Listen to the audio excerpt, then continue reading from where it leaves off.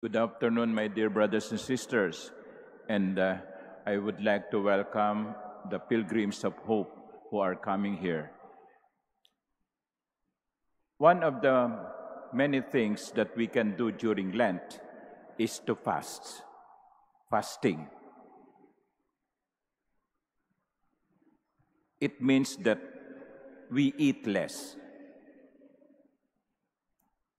It means that if you are eating 3 meals a day, during days of fasting, 1 meal na lang.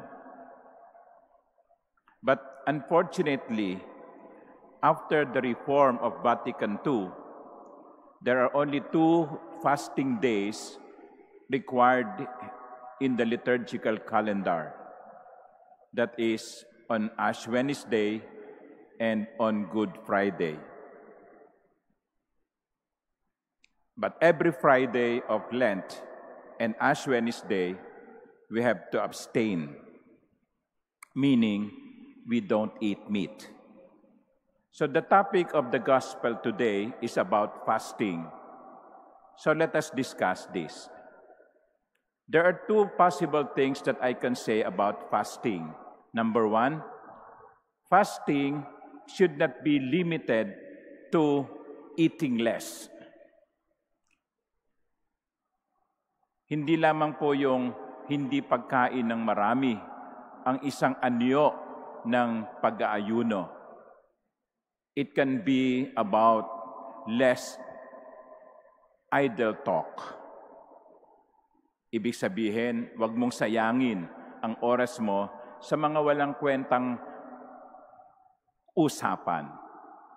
Lalo na kung ang pinag-uusapan ninyo ay yung buhay ng iba. There can be also fasting against wasting time. There's also another kind of fasting, maybe less pride and more humility. Maybe more kindness than vindictiveness. Maybe more forgiving than bitterness. Maybe more loving than hatred. Yun ang kuminsan na nakakalimutan natin. Akala natin ang pag-aayuno ay hindi lamang pagkain ng marami. Binabawasan natin ang kanin, binabawasan natin ang pagkain.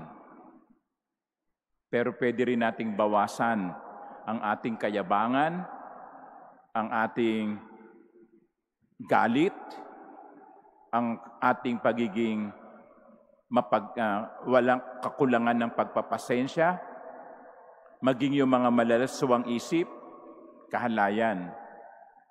We can also do that. We can also fast from those things. So that's the one. So wag nating limitahan ang pag-aayuno sa hindi lamang pagkain ng sapat. The second is, when we fast, the effect or the result of fasting must be helping other people. Meaning that when I do fasting, my act of fasting must also be beneficial to other people. Kasi kung ang layunin mo lang ay, sige, mag-aayuno ako, lalo ngayong panahon ng Kwaresma, para lalo ako maging sexy. O kaya para maging healthy ang katawan ko, which is good. Many of us need to fast because we are getting bigger and bigger. We become obese. But if we only fast because of that, and it does not benefit other people, then fasting is just a waste of time.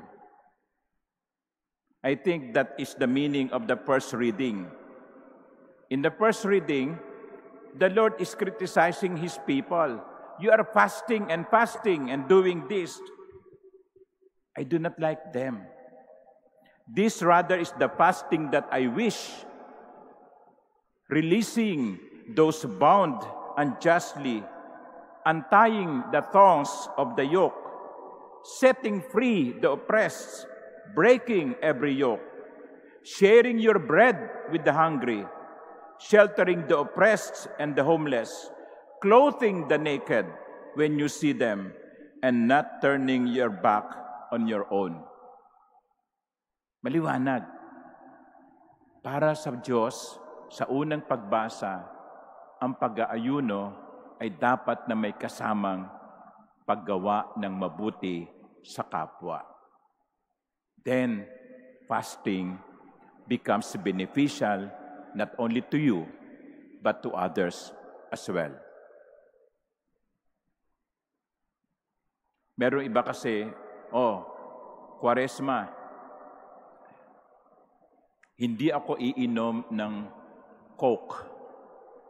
O kaya, hindi ako mag-Starbucks. Para pagkatapos ng Kwaresma, may naipon akong pera, mapalitan ko na yung aking cellphone. O yan. So, nakapagtipid ka, pero sinong nakinabang? Ikaw pa rin. Baka mas maganda yung natipid mo sa hindi mo pagpunta sa Starbucks, sa hindi mo pagbili ng Coke, sa hindi mo pagkain sa mga fast food, yung perang iipunin mo at natipid mo, baka magandang itulong mo sa iba. Hindi ikaw ang nakinabang sa iyong natipid. Meron kang pakinabang sa pag-aayuno, pero kasalo mo sa kapakinabangan ang kapwa mo. Let us not stop with ourselves.